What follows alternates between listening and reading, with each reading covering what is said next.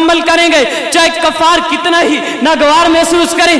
سامعین محترم، میں سوچتا ہوں کہ اگر یہ مناظر اتنے حسین ہیں تو وہ ہستی کتنی حسین ہوگی جس کے لیے یہ سارے مناظر پیدا کیے گئے ہیں۔ یہ سارے مناظر اس سے محمد صلی اللہ علیہ وسلم کی خیرات ہیں، انہی کے لیے یہ بزم ہستی سجائی گئی، انہی کے لیے اس دنیا کو زیب و زینت عطا کی گئی۔ تو پھر کیوں نہ محمد کے گیت گائے جائیں، کیوں نہ محمد کی نعتیں کہی جائیں، کیوں نہ محمد پر جان لٹائی جائیں، کیوں نہ محمد پر جان نثار کی جائیں۔ محمد اس کائنات کی روح، محمد اس کائنات کا حسن، محمد کو پتھر اور درخت بھی سلام کرتے ہیں۔ محمد کے اشارے پر ابو جہل کی مٹھی کی کنکریاں بھی کلمہ پڑھتی ہیں۔ محمد کے انگلی کے اشارے سے چاند دو ٹکڑے ہو جاتا ہے۔ محمد اپنے رب کا اتنا پیارا کہ محمد کا رب اور اس کے فرشتے محمد پر درود بھیجتے ہیں۔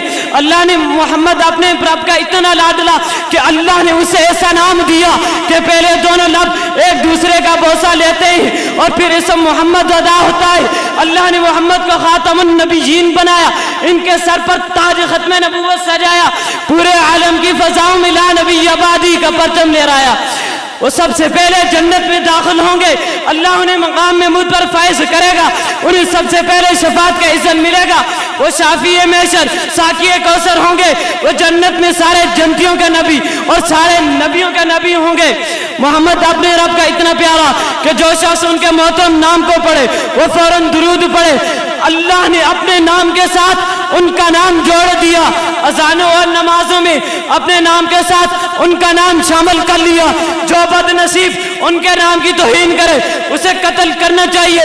یہ نام کروڑوں مسلمانوں کے ناموں کا حصہ ہے۔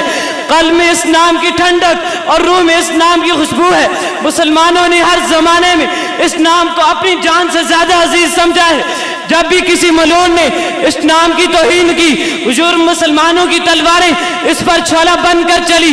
آج اگر کوئی جھوٹی نبوت کا دعویٰ کرے تو مسلمہ کذاب کہلائے گا، یا اس کا حال اسود عنسی جیسا ہوگا، یا غلام احمد قادیانی کی طرح لٹرین میں مرے گا۔ میں اپنی تقریر کو ان اشعار کے ساتھ ختم کرنا چاہتا ہوں۔ نبوت کی سیادت کا، رسالت کی قیادت کا سنہرا تاج اللہ نے میرے مولا کو بخشا ہے۔ مور ختم نبوت کی دعائے خدا بندی، یہی انعام قدرت نے میرے آقا کو بخشا ہے۔ وما علینا الا البلاغ۔